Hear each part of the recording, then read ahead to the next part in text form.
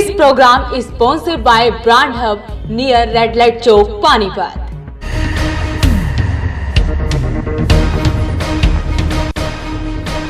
अगर आप पानीपत के बबैल रोड से गुजर रहे हैं तो हो जाएं सावधान। यहाँ पर आपको ऊपर से और नीचे से दोनों तरफ से खतरा है। ऊपर 132 केवी हाई टेंशन तार, नीचे गहरे गहरे खड्डे। कमाल की बात यह है तो देखिए, यहाँ पर कोई भी एमसी यह नहीं कहता कि यह एरिया मेरे वार्ड में आता है। यहाँ के रहने वाले लोगों ने बताया कि चुनाव के समय में यहाँ 2 पार्षद वोट मांगने के लिए आए थे, पार्षद सतीश सैनी और कोमल सैनी। उस दिन से आज तक दोबारा यहाँ न पार्षद आए, न ही मेयर, न ही विधायक और न ही सांसद। 1 साल से कोई सफाई कर्मचारी, कोई कूड़ा उठाने वाला कर्मचारी नहीं देखा गया। उनसे आप लोगों ने शिकायत की होगी इस समस्या के बारे में, तो उनका क्या जवाब रहा इस पर? सर ऐसा है, पार्षद का ऐसा है जी, हम माननीय सतीश सैनी जी के पास कंप्लेंट करते हैं तो वो कहते हैं जी ये एरिया मेरे पास नहीं है। तो श्री राम कुमार सैनी जी के वहाँ के करते हैं तो वो कहते हैं जी ये एरिया मेरे पास नहीं है, ये एरिया सतीश सैनी के पास है। तो हम लोग तो सिर्फ एक बार ही जा सकते हैं। वो कहते हैं मेरे यहाँ पे ये एरिया नहीं आता, वो कहते हैं मेरे यहाँ पे एरिया नहीं आता। और मैं सर आपको ये बात बताऊं, हमारे बबैल रोड पे 6-6 महीने कोई लोग कचरा उठाने नहीं आते। इतना दुकान के आगे कचरा होता है जिसका कोई हिसाब किताब नहीं।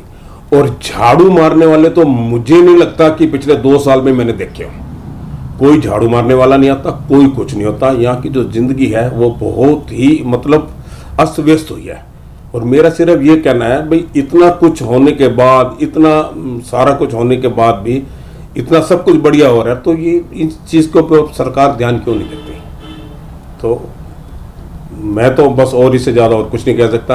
आप कहीं पे भी आके कभी भी आप विजिट करो, आप देखो कोई भी आदमी, हमारे यहाँ पे एक्सपोर्टर आते हैं, हमारे यहाँ पे अच्छे अच्छे लोग आते हैं, लेकिन वो ऐसा देखते हैं तो हमें कुछ कहते नहीं, लेकिन उनके चेहरे से हमारे को लगता है कि ये लोग को ऐसा लगता है यार ये लोग तो नरक में जी रहे हैं, ऐसा समझ। तो बस मैं इससे ज़्यादा और कुछ नहीं कह सकता।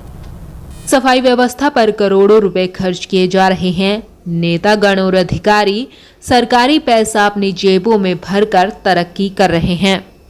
अच्छे दिन जनता के नहीं, नेताओं और अधिकारियों के आए हैं। बताया जाता है कि यह एरिया ग्रामीण क्षेत्र में आता है, लेकिन बीजेपी सरकार को बने आज तक 7 साल हो चुके हैं। दूसरी बार लोगों ने महिपाल ढांडा को विधायक बनाया है, लेकिन ग्रामीण विधायक महिपाल ढांडा के पास समय नहीं है कि अपने क्षेत्र की जनता के बीच जाकर उनकी समस्याएं सुन सके। चुनाव के दिनों में तो ढांडा यहाँ पर कार्यक्रम करने के लिए आए थे।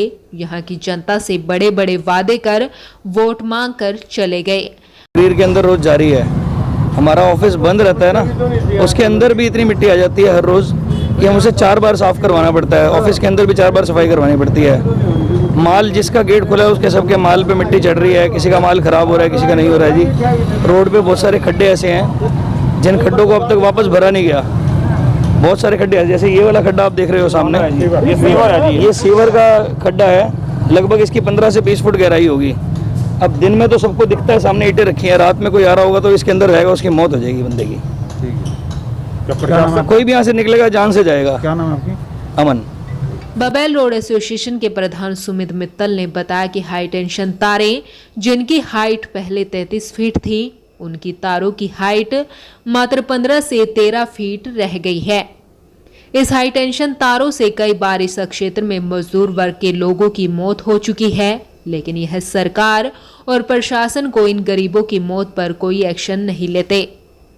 जब तक यहाँ पर हाई टेंशन की तार के कारण कोई बड़ा हादसा नहीं हो जाता, तब तक शासन प्रशासन नहीं जागेगा। किस तरह की समस्या है इस बारे में बताइए। मैं आपके चैनल के माध्यम से सरकार तक एक गुजारिश पहुंचाना चाहता हूं कि लोगों की सुविधा के लिए अगर आप कोई भी कार्य करते हैं तो कम से कम उसकी आप स्टडी कीजिए कि क्या वाकई लोग उनको उससे सुविधा मिल रही है। कई लोग आप उनकी परेशानी का कारण तो नहीं बढ़ा रहे हैं।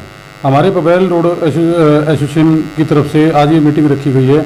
इसमें हम लोग इसी बात पे चर्चा कर रहे हैं कि पहले हमारी बबैल रोड के ऊपर से एक 33 केवी की 132 केवी की लाइन जा रही है। जो लाइन पहले 33 फुट पे सरकार ने लगवाई थी, वो झुकते 16 फुट 17 फुट पे आ चुकी है।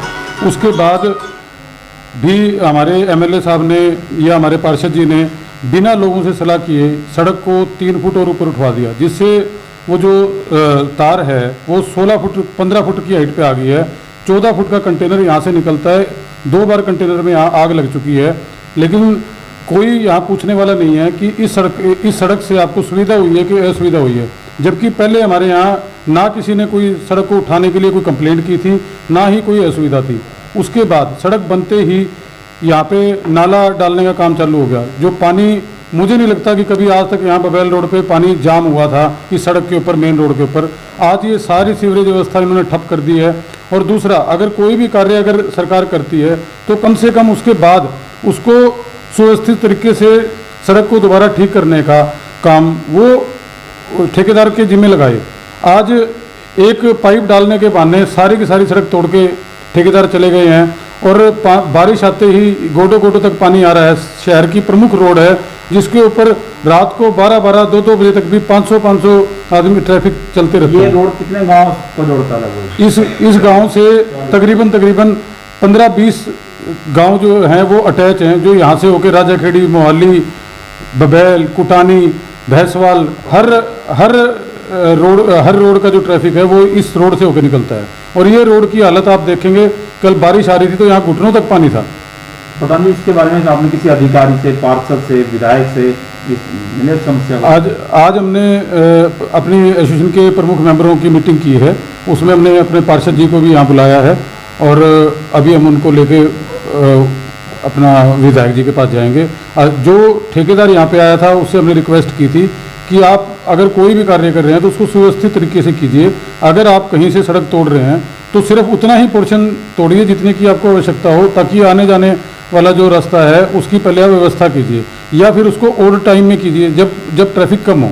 और जो काम आपने जहाँ पे काम आप कर चुके हैं उसको पहले आप ठीक कीजिए, उस सड़क को बनाइए, फिर आगे वाली तोड़िए। तोड़ते जा रहे हैं, लोग परेशान हो रहे हैं, तो उसका कोई भी काम सुनियोजित तरीके से नहीं हो पा रहा है और उसके लिए हम सब बहुत परेशान हैं। अब पिछले 1.5 महीने से हम लोगों की फैक्ट्री में आवाजाही बिल्कुल बंद है। कोई धागे के आने का या कोई कस्टमर के आने का कोई भी काम नहीं हो पा रहा है और सभी लोग बहुत बुरी तरीके से परेशान हैं। क्या नाम आपका? सुमित मित्तल। कई बार हाई टेंशन तारों के कारण कंटेनर में आग भी लग चुकी है, जिससे लाखों रुपए का नुकसान हो चुका है। कई बार इस समस्या के बारे में अवगत कराया गया, लेकिन उनके कान में जू तक नहीं रेंगी। दुकानदारों ने बताया कि महीनों से यहाँ के दुकानदार दुकान बंद कर चले गए हैं। दिन भर इस रोड पर धूल मिट्टी उठती है। बाहर खड़े इनके व्हीकल पर इतनी मिट्टी जम जाती है कि मानो कई महीनों से यह व्हीकल खड़े किए गए हैं। यहाँ के लोगों ने बड़ा ही दुख जताते हुए कहा कि इस कोरोना महामारी से हम लोग बाद में मरेंगे, पहले इस मिट्टी के कारण हमारे फेफड़े खराब हो चुके होंगे, सांस लेने में बहुत तकलीफ होती है। हमारे हिंदुस्तान में चली हुई है, उससे तो हम बाद में मरेंगे। जो पहले यहाँ जो मिट्टी उड़ रही है, जो सीधा हमारे फेफड़े पे जाती है, उससे मुझे लगता है कि हम कोरोना से पहले हमारा काम हो जाएगा।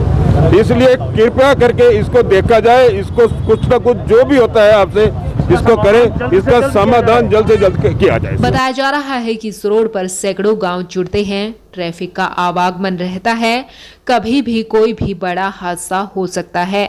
अब देखने वाली बात यह होगी प्रशासन बड़े हादसे का इंतजार कर रहा है या उससे पहले यहाँ के लोगों की समस्या का समाधान किया जाएगा। रोड की समस्या सबसे पहली और अहम समस्या है। यहाँ जितने भी दुकानें हैं सारे लोग परेशान हैं इस चीज़ से। गड्ढे, जगह जगह गड्ढे हैं, रात को हादसे होते हैं, लोग गिरते हैं, पहिए टूटते हैं लोगों के, ग्राहक आना बंद हो गया दुकानों पे, सारे मर रहे हैं लोग, दुकानदार सारे मर रहे हैं, बुरी तरह से मर रहे हैं, सब दमे से परेशान हो चुके हैं बीमारी से। सुभाष गुप्ता, बबैल रोड, पानीपत। पहले तो सड़क को इन्होंने चौड़ा किया, अभी साल भी नहीं हुआ, अब सीवर डलने आ गए, यानी कि हमारा पैसा तो इसी काम में रह जाएगा। अगर इनको सीवर डालने थे तो 1 साल पहले डालते ना, फिर सड़क बना लेते, काम एक ही बार में पक्का हो जाता। साल पहले सड़क बनी, अब सीवर बन रहा है, साल बाद फिर सड़क बनेगी और आने जाने की तो कोई व्यवस्था है ही नहीं।